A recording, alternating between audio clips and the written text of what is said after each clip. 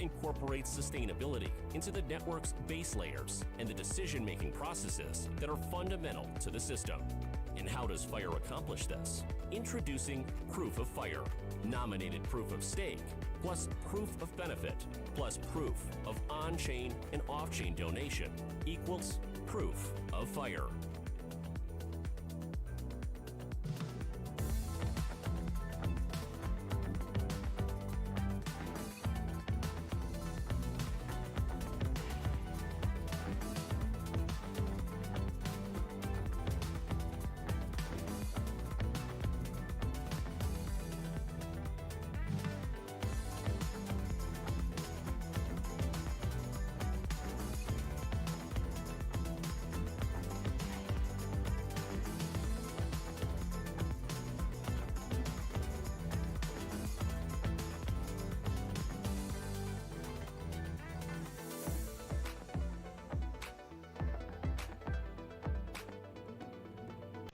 Islamic coin is minted, 10% of the issued amount is deposited into a special evergreen fund for further investment into Islamic internet projects or given to Islamic charities. This is the first introduction of a coin bringing direct economic value to a community.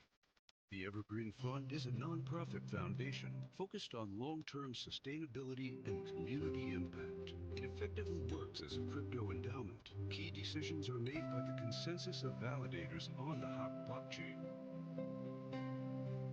Our mission is to empower the international community and the followers of Islam with a financial and technological tool that allows for independent financial interaction while supporting technological evolution and philanthropy.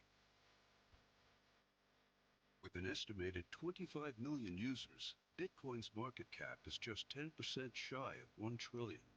Leveraging the power of community, Islamic coin may surpass Bitcoin as the world's dominating crypto asset by engaging just a fraction of the online Muslim community.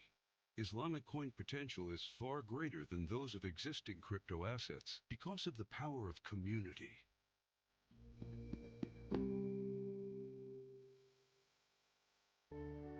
FIRE, a first-layer decentralized blockchain ecosystem where blockchain meets sustainability, where profit meets benefit. FIRE is the fifth-generation benefit-driven blockchain that bridges the gap between blockchain and sustainability. The first, if not the best, of its kind.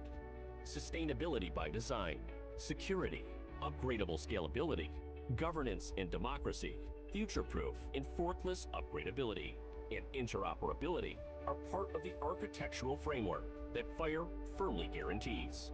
FIRE incorporates sustainability into the network's base layers and the decision-making processes that are fundamental to the system. And how does FIRE accomplish this? Introducing Proof of FIRE, nominated proof of stake, plus proof of benefit, plus proof of on-chain and off-chain donation equals Proof of FIRE.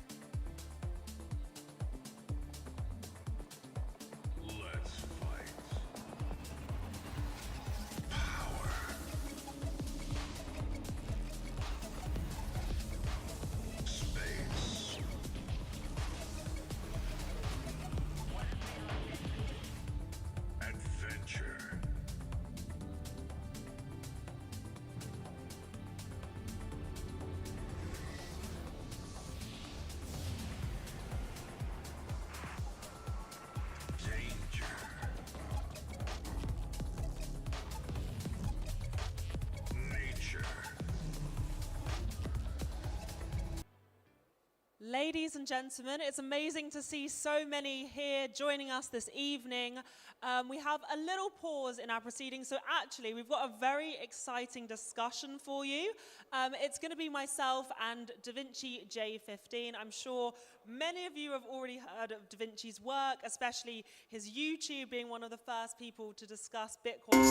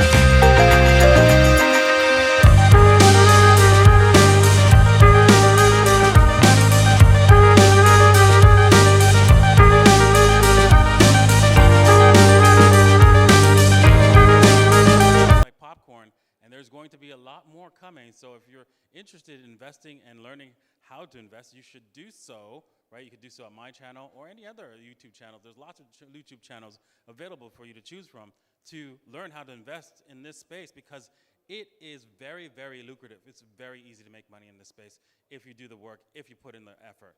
I mean, we all want to be making some extra cash, so it is definitely very useful to hear what's going on in the space. And for you, what's your best advice for investors that are looking to get in the space? What's your top three advice for investors? Well, start slow is the first thing, right? Because, when you see this investment opportunity, you tend to FOMO in. You're like, oh, I got to do this. And no. You know what? Do some research, study it a little bit. Maybe you only start with small amounts of money. As another thing that you should do as an investor, start small and build your way up. Perfect, of course. And in terms of your NFT, so let's talk about some of the utilities of your NFT. Yeah, that's the Dabitar, right? That's my NFT line. He's modeling his NFT. Exactly. It's a small collection, right? It's mostly for my diehard fans, so they can have access to me. So, for example, if you were to buy one of the NFTs that has the call option, you could actually get a 20-minute call with me, right? So a lot of my fans like that. Who wouldn't want a 20-minute call with Davinci J15? How incredible. Exactly. Another option that people can get is they would get access to a yacht trip that I'm going to be planning very soon. So, yeah. Do I get an invite to the yacht trip? Yes, maybe. If he says it now, then I have to go. I definitely have to go. Amazing. And so, in the next coming months, how do you sort of feel about the industry? Do you see it, continuing to rise? Yes, I think both the NFT industry and the crypto industry will continue to take over banking. I think banking is going to collapse. The fastest business to collapse in history of mankind will be banking in the future, because they're so archaic, so backwards. They have so many rules, right, that don't make any sense anymore, right? That, when you try to deal with them, you're like, well, that doesn't make any sense. If for example, a check, right? If you write a check, oh my God. And so if my signature is not right on the check, right? And they say, no, you can't deposit that check because the signature is incorrect. But I'm still liable for that money, even though the person's got the check returned. Yep. I'm like, okay, if I'm still liable, right, then why didn't you just cast a check? Yeah. It's so dumb, right? And so these kind of archaic things is just going to disappear fast because people are just tired of the nonsense, waiting like 5 days to transfer money around the world, being able to you can't, you can't travel with more than $10,000 and what is this nonsense? All that is going to go away once we're all on cryptocurrency, and that's coming. We are going to have a world where Bitcoin, Ethereum, right, and other cryptocurrencies are going to be our money in the future, and we're going to be using it, and we're not going to ever go to a bank. We're going to be like, anybody who uses a bank, oh, how quaint, sweet. I remember when people used to go to them things called banks. It is credible, and that's what everyone is here is joining together this evening, is all because we believe in this industry.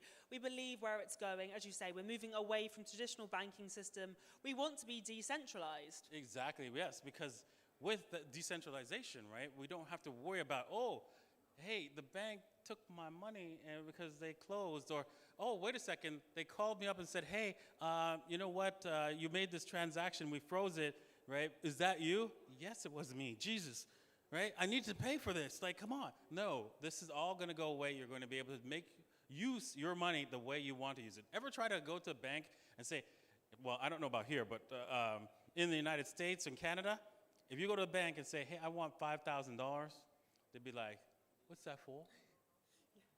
Do you really need that $5,000?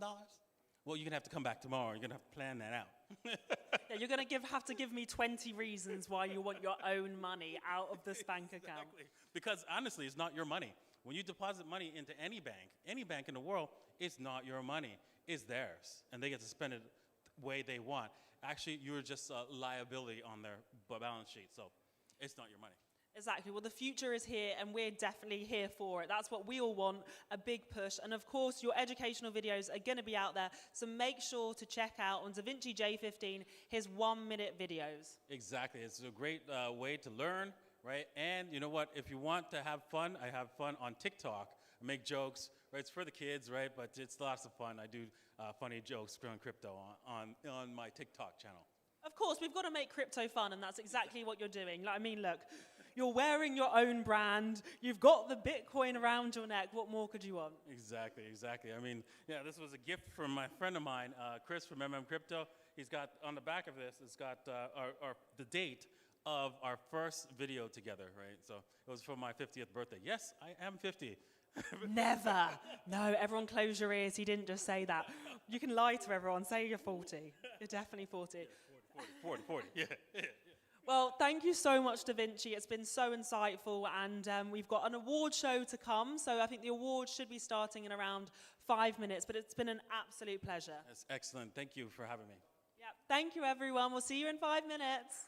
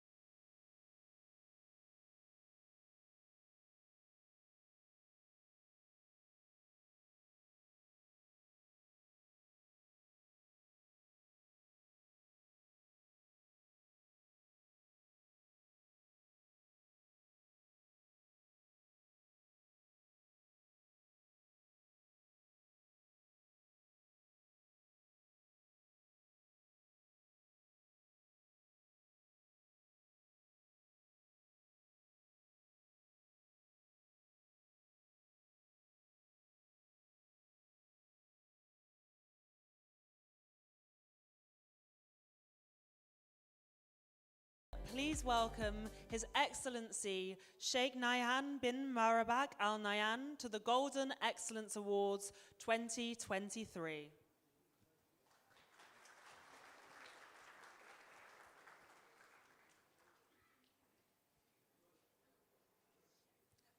It's now time to begin the awards. I'm sure you've been all very excited all day and anticipating this award. So I would like to invite His Excellency Sheikh Nahyan bin Mabarak Al Nahyan, Cabinet Member, Minister of Tolerance and Coexistence, to stage to help present our awards.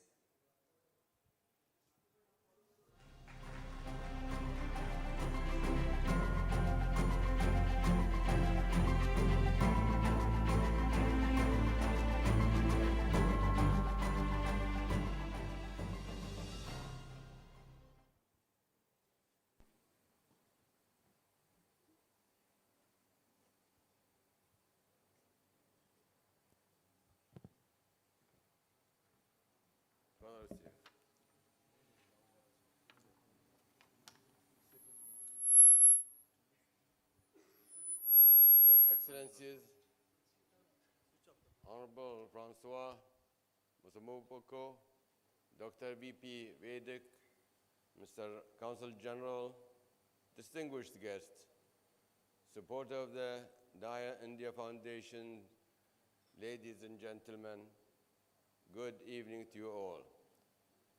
Thank you, my dear friend, Dr. Vedic, for your kind words about me always whenever I see you. And he said, I'm looking very good today. Thank you, Dr. Vedic. And anyway, and also a pleasure to see you.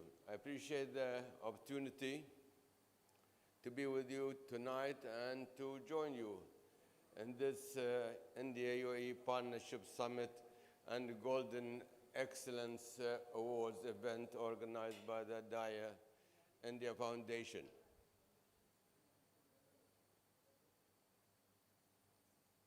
We are honored that you have chosen the United Arab Emirates as the venue for this important event. I welcome all of you, especially those who are visiting the United Arab Emirates for the purpose of this summit, but also those of you who are among the many Indian residents who live and work in our country. Your presence here today reflects the depth of bonds of friendship and trust that exists between India and the United Arab Emirates. Our strong ties and connections are remarkable in a period of world history marked more by division and strife than by common purpose and cooperation. India-UAE relations are based on trade, on extensive business connections, on many common interests and values, and on a shared view of important global issues. Thank you for your efforts to promote friendship and cooperation between India and the United Arab Emirates. I want to take this opportunity to express my admiration for India and its people. You have a rich and a compelling history, distinguished for arts and sciences. The modern history of your country, moreover, exemplifies a national character of distinction, innovation, perseverance, and tolerance. I admire your achievements and progress, your devotion to your heritage, as well as your vision for the future of your great country. Thank you. I also want to take this opportunity to acknowledge the contributions of the Daya India Foundation to human progress and achievement.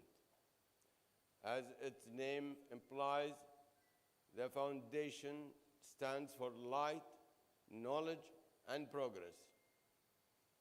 Its work embodies important elements of India's culture and traditions. Thank you again, Dr. Vedic, my dear friend. And and your colleagues for your resolve and your dedication to the common good. I consider your meeting in Dubai this evening especially important because of its focus on promoting a culture of knowledge, understanding, kindness, peace, and respect. We have come together this evening to be inspired by these shared values and aspirations.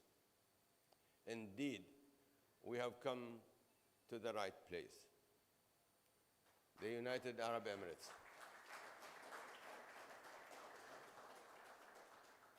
The United Arab Emirates provide that inspiration. We are a nation that values peace, tolerance, and human fraternity. We have erected a huge and a welcoming Arab tent and routinely expanded to shelter our guests of international residents. Under the wise leadership of His Highness the President Sheikh Mohammed bin Zayed Al Nahyan, our country is deeply dedicated to a society where we seek to know and understand one another. In the UAE, each individual deserves respect and understanding. Each individual receives that respect and understanding in an environment characterized by a continually renewed sense of tolerance, compassion, and dialogue. My dear friends, another reason I consider this meeting important is its focus on celebrating excellence and good works. The winners of the Golden Excellence Awards are accomplished and successful workers in the fields of education and health and well-being and social impact. Tonight, we can see and celebrate their creativity and their success.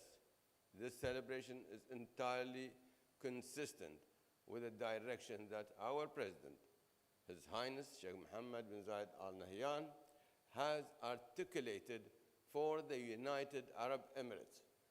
Under His Highness Sheikh Mohammed's leadership, the UAE seeks to develop a well-educated citizenry engaged in education, healthcare, commerce, and other endeavors that promote peace, prosperity, understanding in the global society.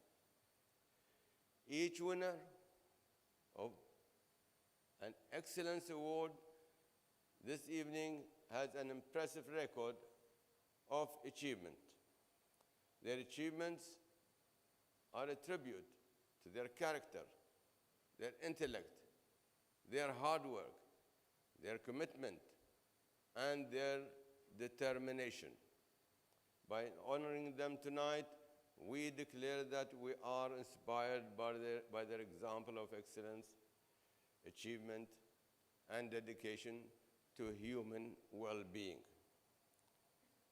I congratulate the winners and express my appreciation to all of them. I applaud all of you here tonight for acting on your belief that excellence and human achievement are cause for celebration. I wish the Daya India Foundation and all the people and institutions of India prosperity and continued well-being in the years to come. God bless you all and thank you.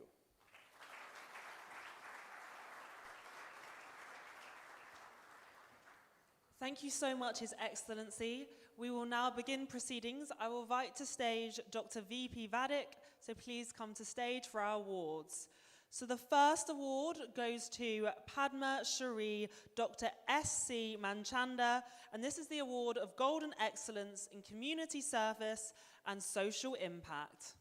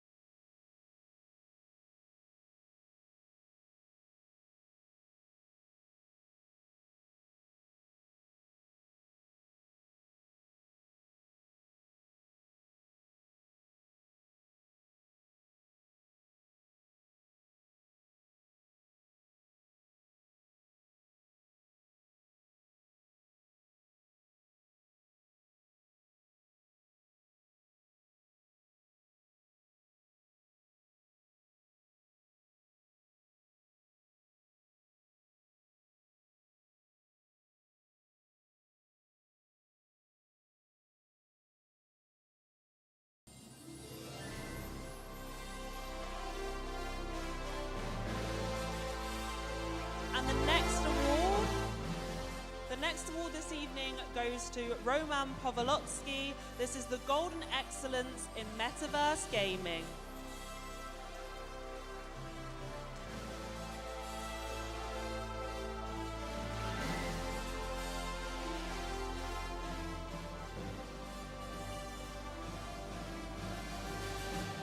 And the next award this evening goes to Naresh Bawanani, the Golden Excellence in Retail Shopping.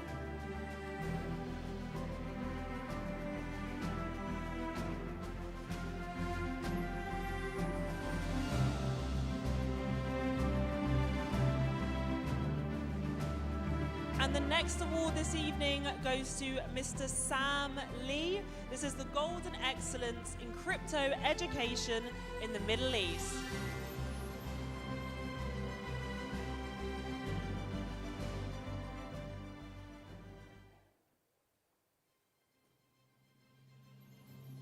And the next award goes to Mr. Wakwas Nakwa, the Golden Excellence in Real Estate Technology. Congratulations to all of our winners this evening. It's been such a pleasure to be the host of this award show and be amongst such incredible people.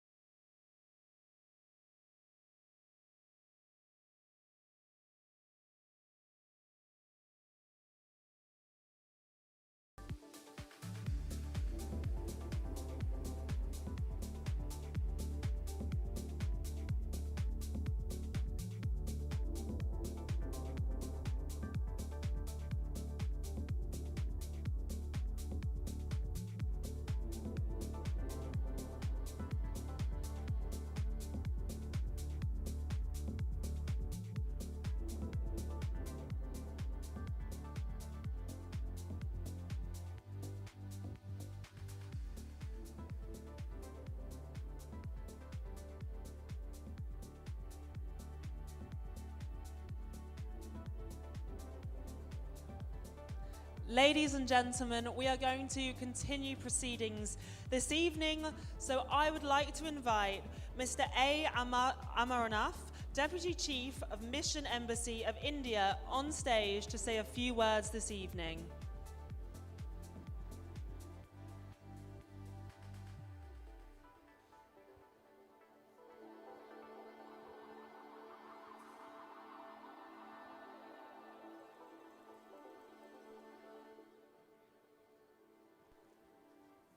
Distinguished guests,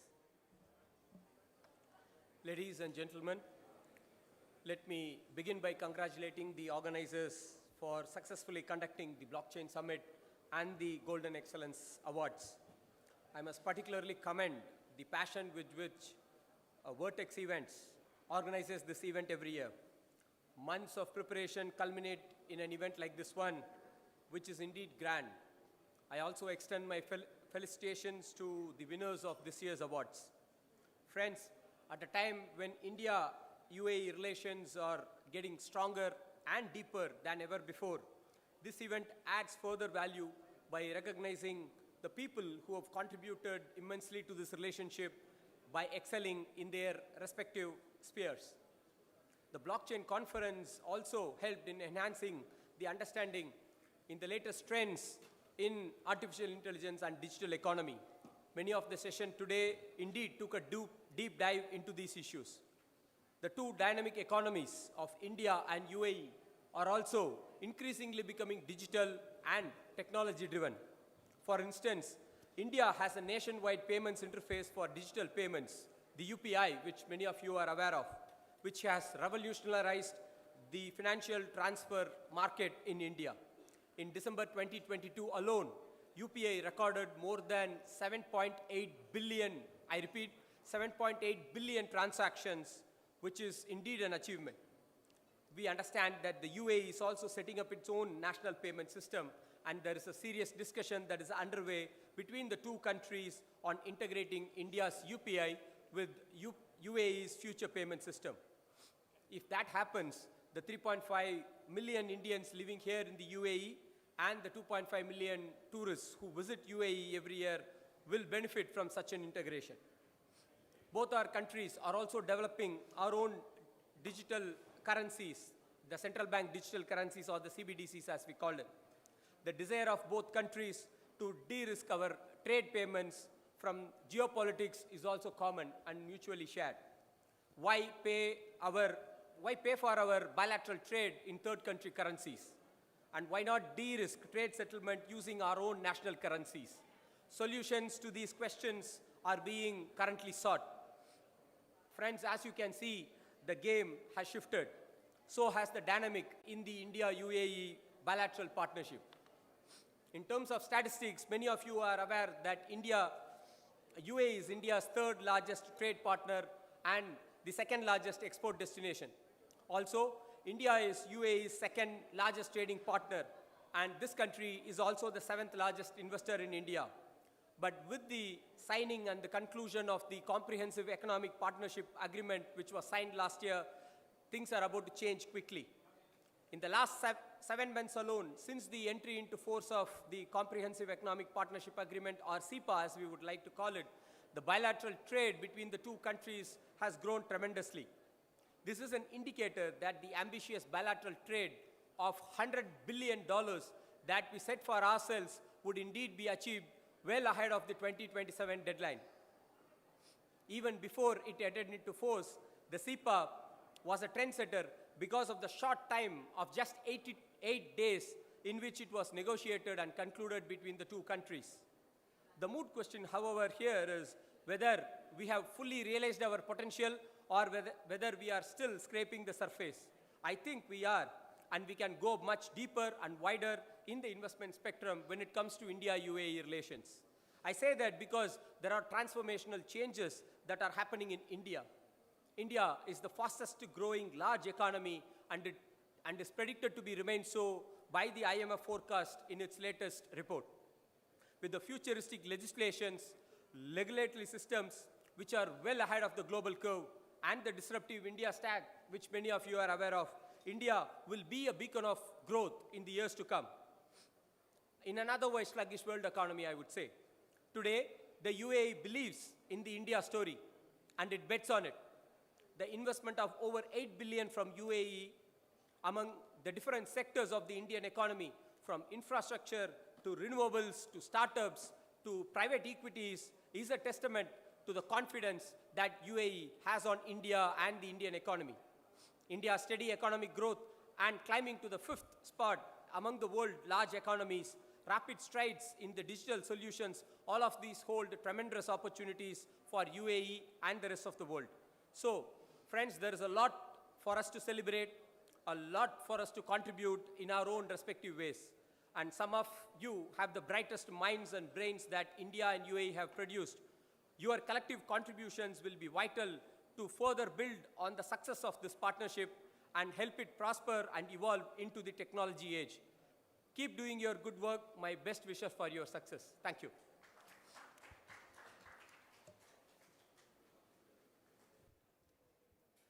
Thank you so much for those insightful words. And also, I haven't really had a chance to properly welcome all of you to the 6th Golden Excellence Award. So obviously, we very quickly went through the awards this evening, but we still have a lot in store for you. So it's now time for us to give thanks to some of our important event sponsors who join us here this evening. So I would like to invite to stage Dr. V.P. Vadik and His Excellency Francois Robota Masambuku back to the stage to present these awards. The first award that we have this evening is for Vashu Sharoff, the chairman of Regal Group, who we are inviting as our guest of honor. Is Vashu here? Hasha Technology. So we are due to continue with proceedings. We have a panel discussion up next. So just a couple of minutes to wait, and then we're going to restart some of our panel discussions from the Blockchain Summit. So 2 minutes break before we start again.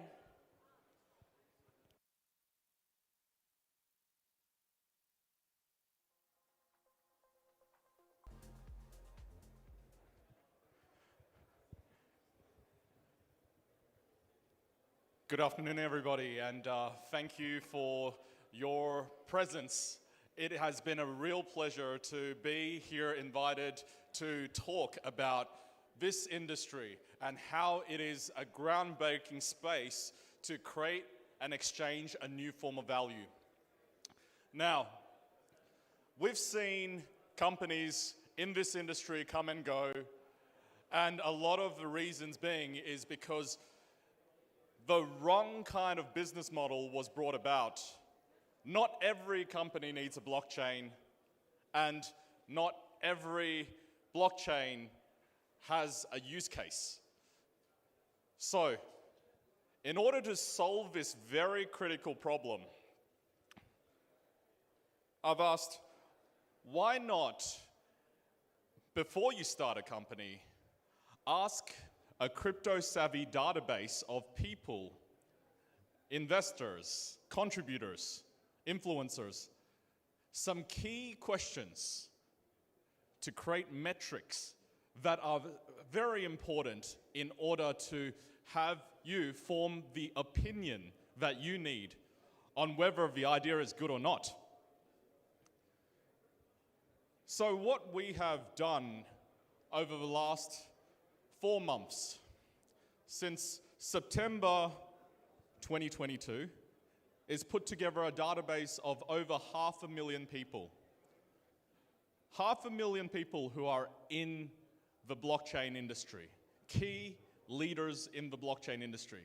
And their opinion matters because by bringing the ideas that you have to this audience, they can act as a sounding board for you so that you can make the right decisions for them.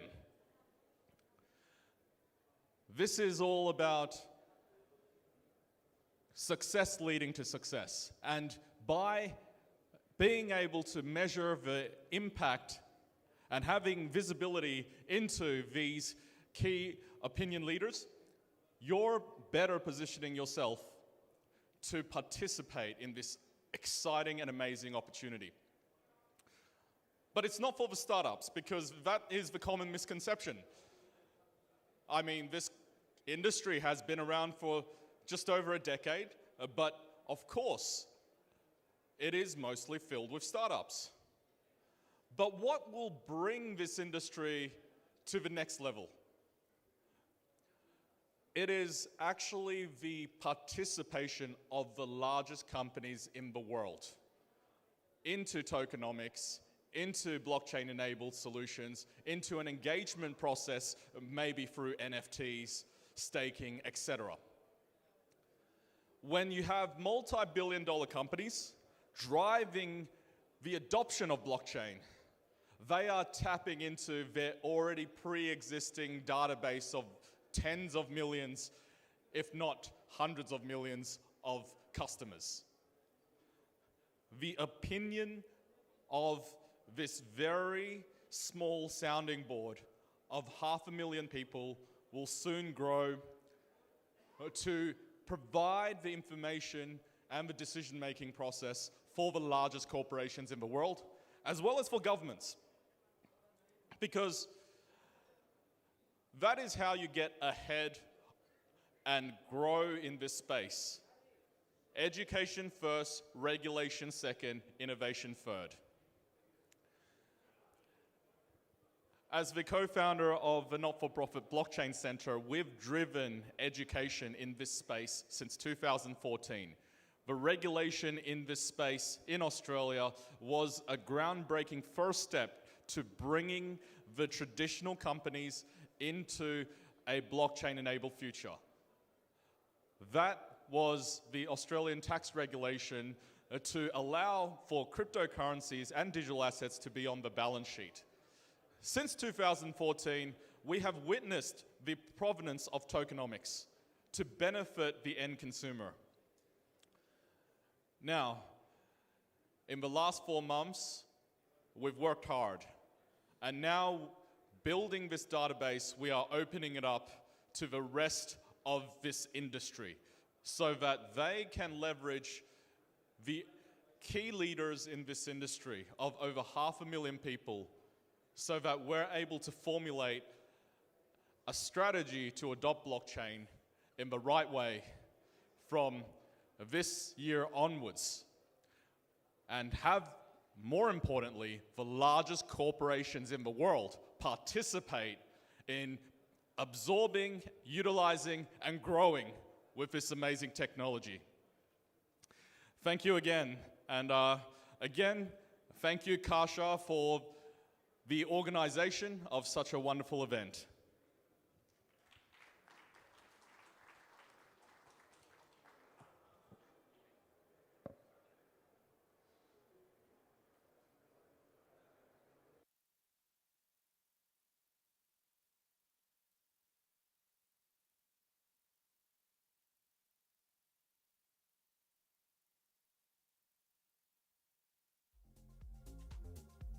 And thank you so much for still being here with us. We now have a panel discussion for you. We enjoyed so many panel discussions earlier, and we now have one all about, can decentralized finance become a new normal in 2023? So we have our fantastic moderator, Gordon Einstein, that's going to be joining us on stage to moderate this. And we also have Anshul Dahir, the co-founder of EasyFi, Akash Gaurav, the founder of Rivera Money, Ajit Khurana, the founder of Reflexical, and Biber Broker, the founder of the Ministry of Justice of Latvia. So please come to stage. Gordon, take it from here. Here you go. I am very impressed with everyone who's still in this room. So I want to give you all, I want us to clap our hands for you, for being here for the last panel of the day. I'm in shock you're here, and I love you for it. It's a big round of applause to you in the audience. That's fantastic. Is this a fireside chat with one wonderful lady, or? Okay, there you go. Anyone else? Can we get the microphones? Do you have microphones?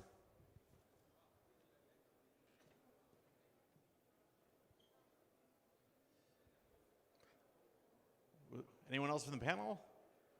And then there was you? Are you with us? Okay. Or you can be a random friendly person. Hi, Gordon. Ajit. Oh, great. Okay, good. Pleasure. We need a microphone. Okay, I'm going to stand up because I feel like it, and it's the end of the day, and I've been sitting all day, so just don't mind me, okay? So the topic is near and dear to my heart, of course, is decentralized finance, or DeFi. How many of you in the audience were here for the earlier exchange panel? No one? You're all, okay, someone. Fine, raise your hand if you weren't here. Raise your hand if you're not going to raise your hand no matter what I say because you're not listening. Okay, there you go. We got someone. Okay, so decentralized finance is close to my heart. Part of the discussion we were having during the exchange conversation was whether the future is centralized finance or decentralized finance. And part of, the premise is, can DeFi become the new normal by 2030? And of course, there's a big question there, which is, should it become the new normal by 2030? And then we'll get into, can it get into it? Now, what I always like to do at the beginning of each of these panels is have our panelists briefly introduce themselves. So name, title, why Latvia is the best, and what you're working on now. So give us a minute or so, or two, for you at least, giving some background, your Wolverine origin story, and then we'll get into the topic. So please, ladies first. Thank you for this opportunity.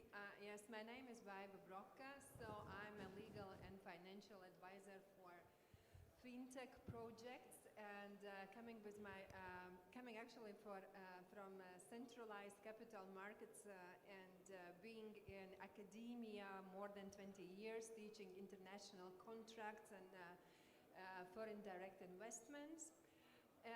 I've been also Minister of Justice in Latvia, and Latvia is one of the countries where we do love technology. We're a small country, so we can't surprise the world with something different than only with our intelligence and being really quite active in promoting computer science as the way how we can promote our economy. And because of my political and practical experience, also an academia experience, right now I'm a member of the international intergovernmental organization UNIDROIT, which is an institute adopting conventions and international legal instruments to promote international trade. And so we are working right now for international documents, digital assets and private law, which will be document to help national legislators to foster and to adopt laws that would facilitate all the business related to digital assets. And you love decentralized finance, yes? Yeah, yes. Fantastic. Please, name, rank, serial number. Hey everyone, I'm Akash. I'm the founder of Rivera. It's an on-chain asset management platform. I have been in crypto space for over 7 years now. When I entered into this space, it was all about Bitcoin and Ethereum, the crypto assets, how they are banking the unbanked, changing the world. But at that time, we have been missing something very big. Because while these crypto assets have started providing this transfer, this decentralized transfer of value, this decentralized service, such as what we see today in the centralized finance, such as the banks, the exchanges, the entire capital market, that didn't existed then. And it really limited the potential of what and where crypto assets can grow and go. Then the DeFi, ultimately the innovators came up with the DeFi, and now we are building this entire infrastructure on the vision of Bitcoin to ground up and making this a complete decentralized service economy. Okay, so you're into decentralization also, clearly. Then we'll dive into it. Okay, Ajit, please. Hey guys, my name is Ajit Khurana. I'm founder of Reflexical. Reflexical is an ecosystem play where we help Web3 companies grow. So right since a very young age, I made one decision in life that if I wanted to be rich, then I would have to do things which others were not doing. As a result, I was always attracted to the innovative. Way back in the 90s and the 2000s, I met things on the internet. But in 2014, when I discovered Bitcoin for the first time, I took all of 5 to 10 minutes studying it before realizing that it made no sense. But sorry, I'm gonna totally jump in. When did you discover Bitcoin for the first time? So I started studying Bitcoin for the first time in 2014. I heard of it way back in 10. When? 2014, 14, August. okay, new. August Kinda. 2000, yeah. So having spent a little bit of time, at like literally 5 minutes, I said, this is weird, doesn't make sense. But because, like I said, I've always been attracted to the extraordinary, I studied it for a solid 2 years before getting wholly into it. Eventually, I became head of the Blockchain and Cryptocurrency Committee, which was the Indian body that eventually took the Reserve Bank of India to the Supreme Court to overturn one of their only judgment or circular so far as crypto is concerned. I became CEO of ZepPay, which at that point was India's largest exchange, and took it from one country to, well, technically 132 countries, but for all practical purposes, about 84 countries. Worked with regulators in Malta, Singapore, Australia, and India, and hopefully soon in UAE also. And I think that DeFi, despite being so promising, has two inherent contradictions, which someday will be overcome. But I think that at this point, that is what is preventing it from taking off, and we'll talk about that. We'll get into that. Now, Mohammed from Islamic Coin, I'm going to ask you a question that has nothing to do with DeFi, but has to do with Islamic Coin, because something in your presentation caught my ear, right? And maybe it's just a language thing. It might just be a language thing. Is it that interest can lead to riba, or is interest a form of riba? Well, interest is a form of riba. It's not something can lead to riba. Interest is itself is a riba, and it is not allowed in the Islamic finance. Okay, because it may just been a language thing. The presentation says interest, I think it said interest can lead to riba. I was like, really? Is there a non-riba interest? But it sounds like no. It sounds like interest. Any interest is considered Haram. as a riba, and if that's written somewhere, we'll correct it. Okay, I've dabbled in Islamic finance, and I was wondering if there's some thing I missed. Okay, so now, please, name, rank, serial number, and I'm curious, we'll get into it. I'm curious if Islamic coin interfaces with DeFi at all. That's going to be an interesting topic. So please. So first of all, I'm Mohammed Al-Kaf Al-Hashmi, and I'm a computer science engineer. I focus on artificial intelligence, and then most of the business I've been doing in life, it was related to technology and to automation and artificial intelligence. But recently, the last 2 years, I was thinking a lot about the blockchain and the cryptocurrency and this world, the decentralized world, and how we can contribute. I've seen a lot of projects, and I've been analyzing them. Some of them make sense, some of them doesn't make sense. But I got to a conclusion that, first of all, Bitcoin success because it is the first coin, and Ethereum catch a big success because also it's the first to introduce smart contracts. So I was looking for something along with my co-founders that we can be the first to provide to the community, and also it can address a huge community. And then we found that, first of all, the Muslim community is more than 1.8 billions, and then the Islamic or the Sharia compliant finance is still not served in a very good way in the decentralized world, and we decided to start the first Sharia compliant ecosystem to provide the community with all what they need when they want to do the Sharia finance activity on the blockchain itself. And we've been quite blessed. I'm not going to repeat what I have said in the keynote speaking, so the people will not feel bored, but we got a very good success track record. I can say that we have signed a partnership with the biggest halal food entity in Brazil called Fambras.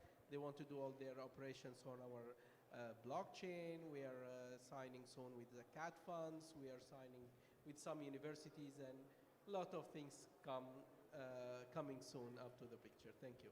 Very good. Okay, so let's give a bit of round of applause for our guests as we start our panel. I just like having people applaud. It's raising energy in the room. Okay, good. This is going to be the best panel all day, people. I promise it. Okay, so before we get into the question about whether or not DeFi can become the new normal in 2030, the question is, should it? There's a normative question. As in, should DeFi replace traditional or centralized finance?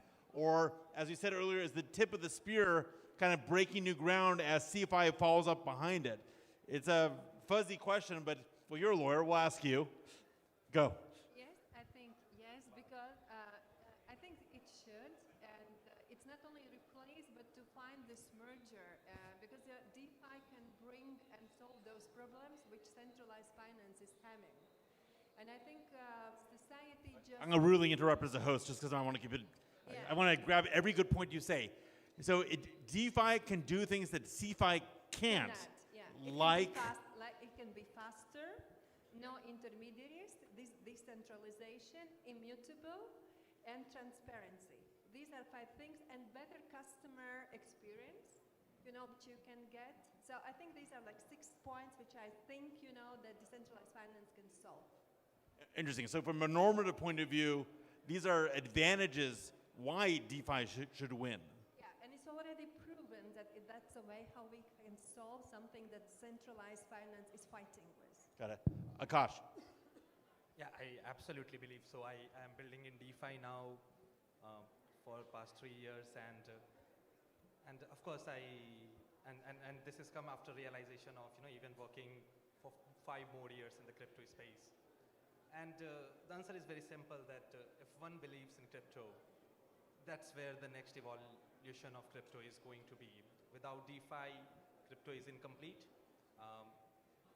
And that's one of the major promise itself for this entire industry to grow into.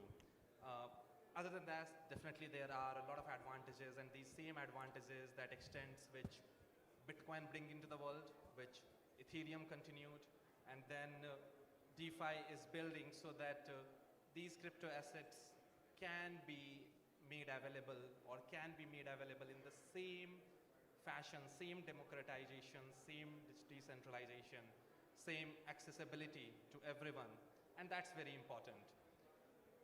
So, okay, so I'm gonna go to Ajit and Mohammed. I'm gonna pose the question slightly different to you. I want you to play devil's advocate a little bit. What can go wrong, or what's a reason or a function or ongoing use of centralized finance that is legit or has some kind of argument behind it? Why wouldn't DeFi take over? I'm going to give two quick reasons. Reason number one, unless we think of DeFi as, you know, the rebellious fringe activity of finance, if we want to bring it mainstream, it is paradoxical that we need the blessings of the centralized system, like the central banker, the ministry, the government, etc. So the central big boys have to give blessings to the decentralized guy to bring it mainstream. And the second paradox is, at least the way DeFi has evolved presently, and I foresee it evolving in the next few years, while there will be the core of decentralized finance, but around it will be all these highly centralized entities who are trying to facilitate it, create a wallet, make an exchange, make the payment rails, etc. So it is a centralized finance which is leading to decentralized finance in the near future. Mohammed, well, why might centralized finance or legacy finance win? Okay, so let me look at it from different prospects. I don't look at the DeFi or, let's say, decentralization or centralization as something should replace each other. It's actually can work very closely, can work together, can be complementary to each other.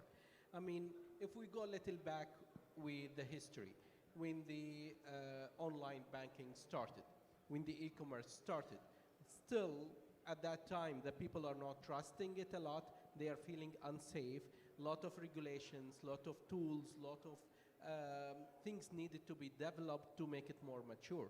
I believe this decentralized market now is at the same stage with the development of more tools that might also use advanced technology like AI, machine learning, or whatever.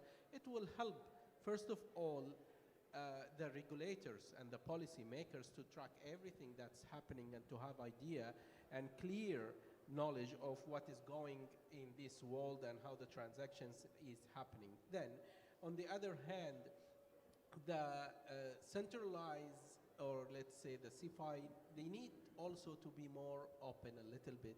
I mean, DeFi is more of a... More open. More open, to the okay. DeFi world, because the DeFi, it didn't come to take them out. It come to cover a gap that was there since long time. And without I'm sorry, are you sure that DeFi hasn't come to take them out?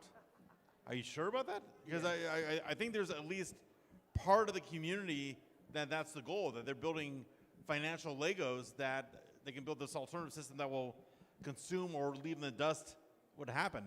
You can argue maybe that's not the best result, but I'm sure some people are intending that. Okay, let me put it in, or explain it in a different way. Now, DeFi to work, does it need, as our brother said, a centralized exchanges, yes? To buy cryptocurrency, don't you need to pay dollars or dirhams or some centralized money?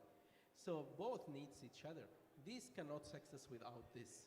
So there is a need for both to success. I don't think there is something to replace something. Maybe in future we see that DeFi will take more market share or more community than the CeFi, but it's not there to replace it.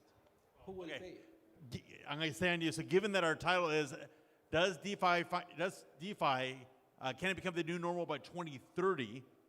So I don't know if you're a betting man or wagering man. Maybe we'll use the politically correct term. It's the year 2030. Is DeFi still in the shadow of centralized finance? Are they kind of co-equal partners?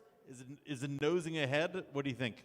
Yeah, from this prospect, I can say that DeFi, my personal expectation, it will be the main trend in fintech by that time, unless something new showed up. Technology, unpredictable. A lot of things are happening every day. But if things moves at the same rhythm we are seeing now, it's going to be the main fintech trend in the future, because it's no-brainer to think that people will pay less, charges on transactions. It's more transparent in the blockchain. It's fast. It works 24/7, and it has more freedom to do a lot of things you want to do. Always we say technology is ahead of regulations. Well, that seems to always be the case, Yeah. but now it's on steroids. So I'll come back to our wonderful attorney. I keep on hearing arguments that DeFi needs to get regulated. Same usual kind of Gordon question. There's a normative question, then there's a technical question, which is, should DeFi be regulated? I mean, it is DeFi after all. And the second question is, can it even be regulated? It's smart contracts. They're published on a chain. You know, the people who publish them, it's like Satoshi. They can disappear to Mars and never show their face again, and these things still work. Should we regulate them, and can you even regulate them? Definitely, as we've seen all the events happened 2022, of course, regulators are very keen and curious how to find the right balance to put some rules and regulations in place just to protect financial stability, consumers and investors in cases when we talk about custody of digital assets, when we talk about insolvency issues, and this is something which deserves to be evaluated, and some regulation should be in place. But it's a challenge how to balance that we do not over-regulate and block the technology. I think for regulators it's very important. And at the same time, also we have to understand this government and legislators' position. All the countries' success of functioning, it depends on the stability, financial stability. And that's why if we would go, if we will give away all the control on absolutely decentralized manner, probably none of the political power will allow to do this, right? So say that last point. So any of the political power will not let to happen. That it will go to the absolutely decentralized way. So it always should be some balance. And I think already today, if somebody is saying that centralized finance is unregulated, it's not true. We as lawyers, we know there's already a lot of rules and regulations in place which any business have to follow. It's not that that there's still how to combat financial crimes. Well, okay, so that's sort of the technical question. Yeah. Like smart contracts, like Bitcoin doesn't know we exist. Bitcoin doesn't care about us. Bitcoin doesn't read the law, and you can't arrest it. You can't arrest Uniswap. So how do you? I know you can regulate the software developers and maybe the humans working with it, but how do you actually regulate it? Yeah, you see, there is some of the attempts also when we talk about who is governing all these solutions, about the communities, about the decentralized autonomous organizations, what could be a legal status of them. And we've seen already, like Wyoming State has passed a law saying that DAO can be registered as a limited liability company. Marshall Islands have also that it could be non-profit limited liability company. We see those attempts to structure somehow. Why? Because, as I told, the key is to protect consumers from wrongdoings, especially that there is a breach of the fiduciary duty, custody.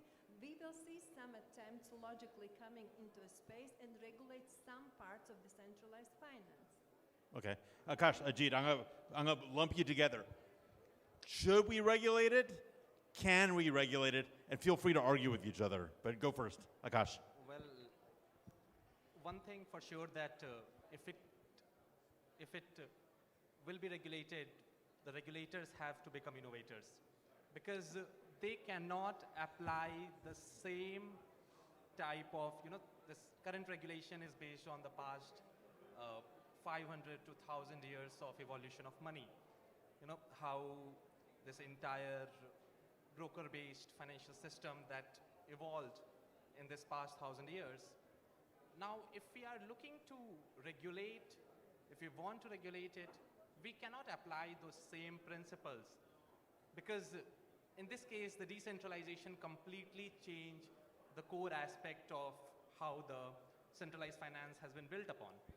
And in order to do that, definitely I believe that at some level, regulation will be important to protect users, to protect consumers, businesses, and everyone. But yeah, it's a very tricky question, and I think that's one of the main question as well, that can regulators solve this so that by 2030, it can become mainstream? So let me give you a specific use case.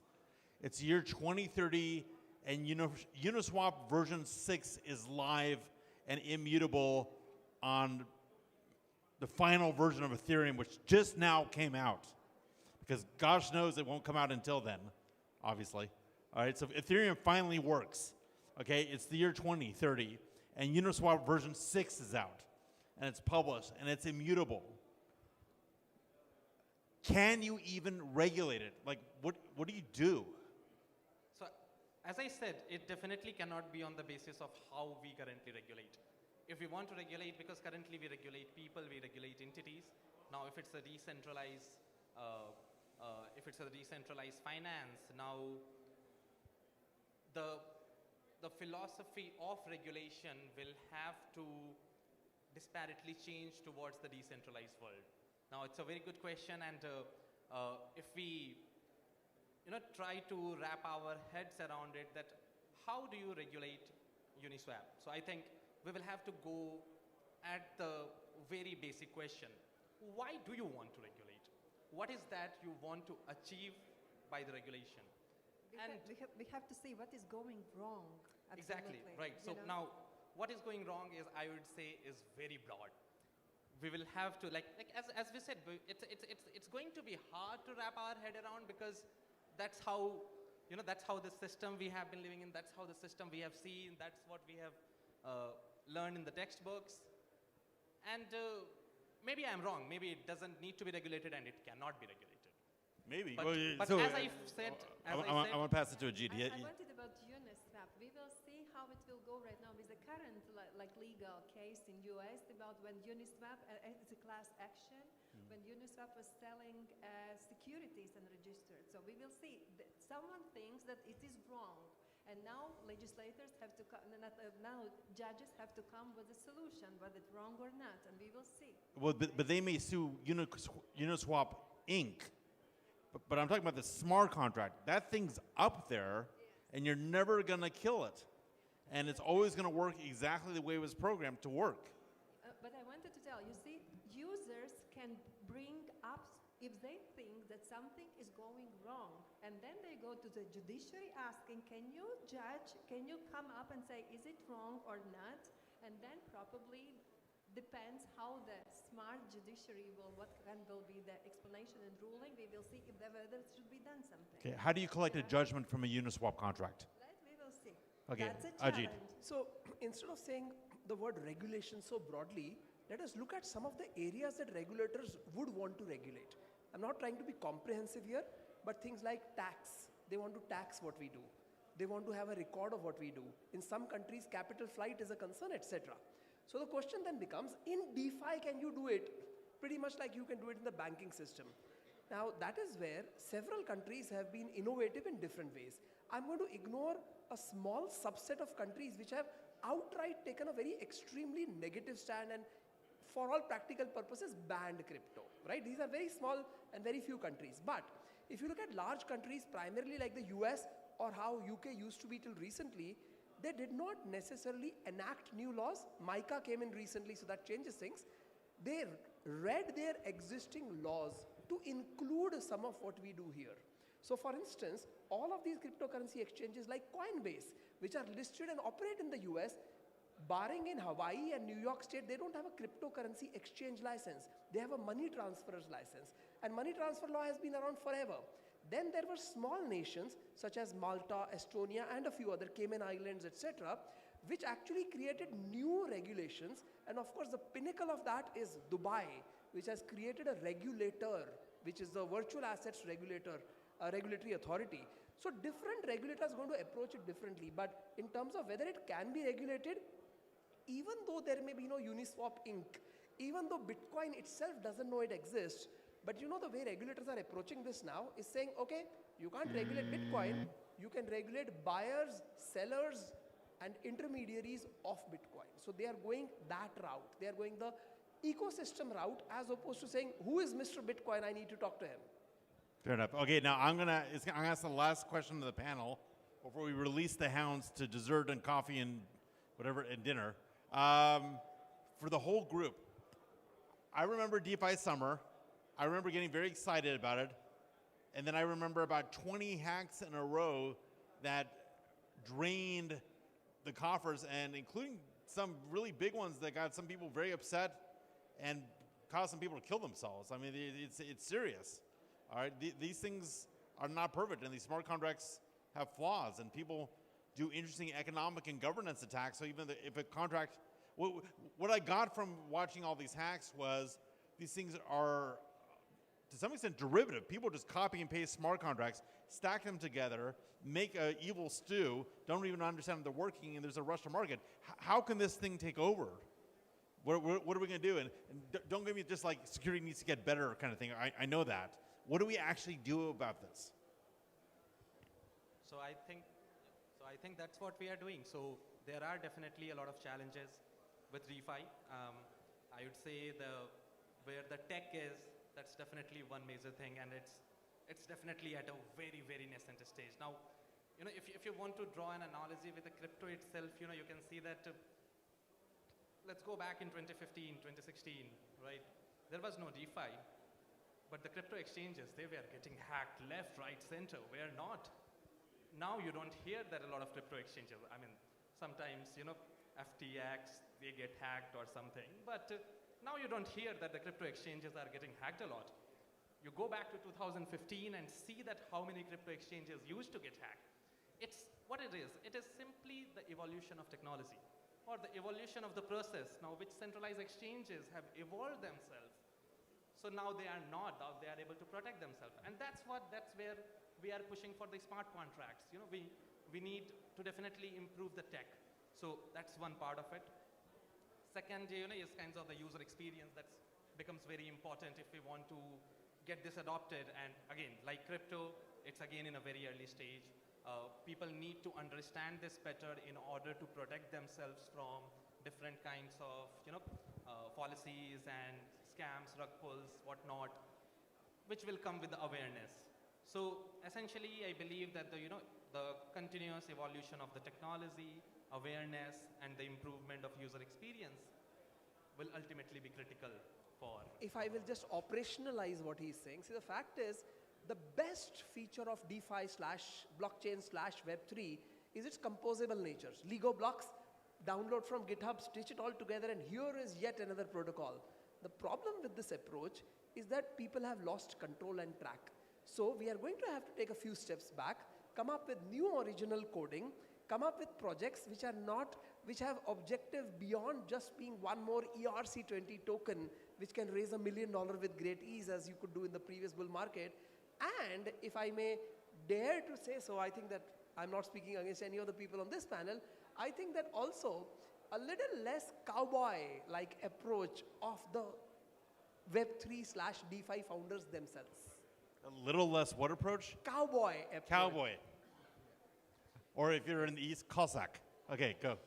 So if we look at the point from hacking point of view, there is nothing unhackable in life, in technology, let's say. Look at the centralized banks or centralized exchanges or whatever. A lot of hacking story happened. Same, it is happening also in the decentralization. But there is a little bit media focus more in the decentralized world than the centralized one. When something happened there, it gets a lot of focus on media, whether, I mean, when it happened in the centralized market, it doesn't get that attention. Let's look at the speculations when we see it at the crypto.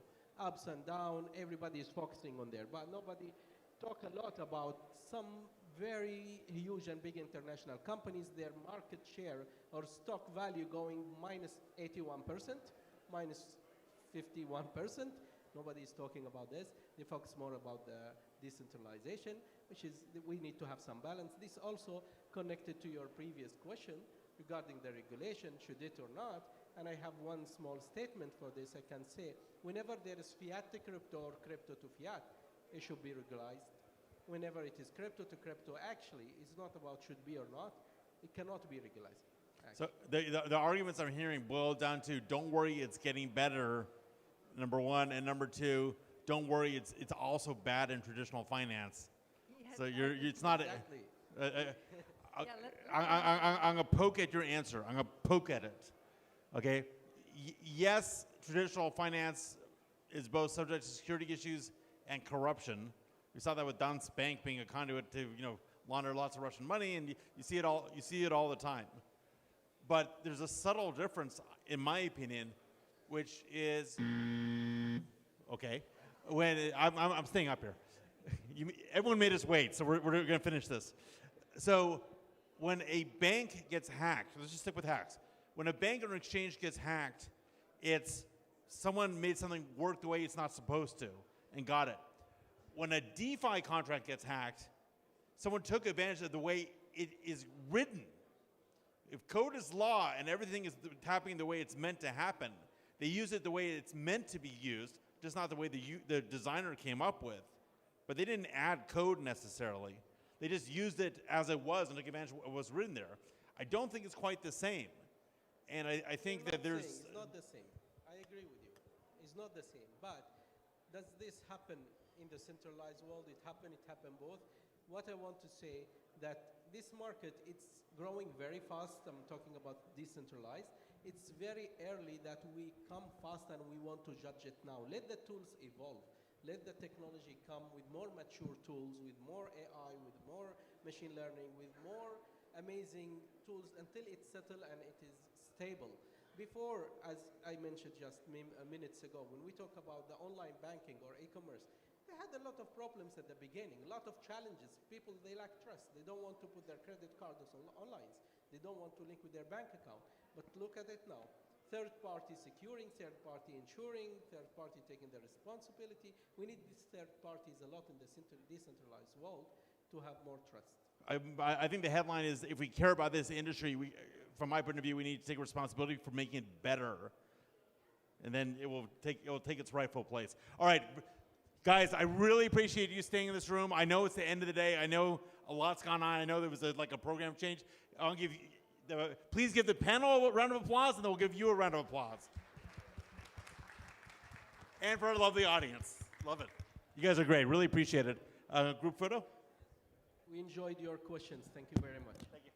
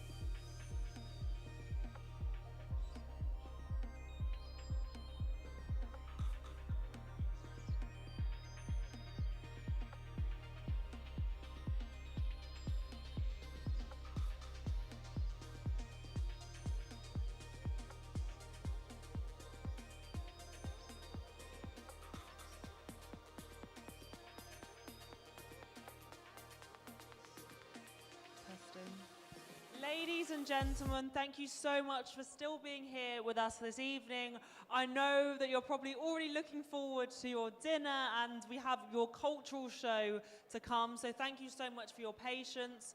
We are actually going to do one last award ceremony for you, so I am going to invite His Excellency Francois Robota Massambuku back to the stage to present one more award, if that's okay, along with Dr. VP Vadik to join us on stage to deliver this one award.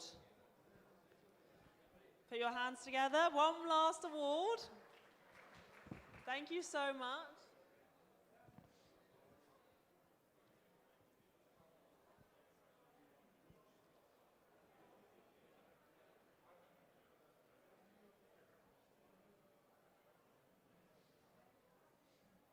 So this is going to be our final award of this evening before our cultural show begins.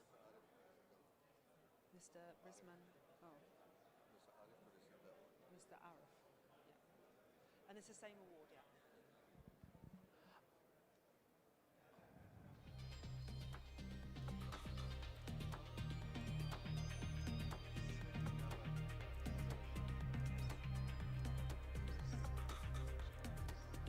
Thank you so much. Welcome to stage.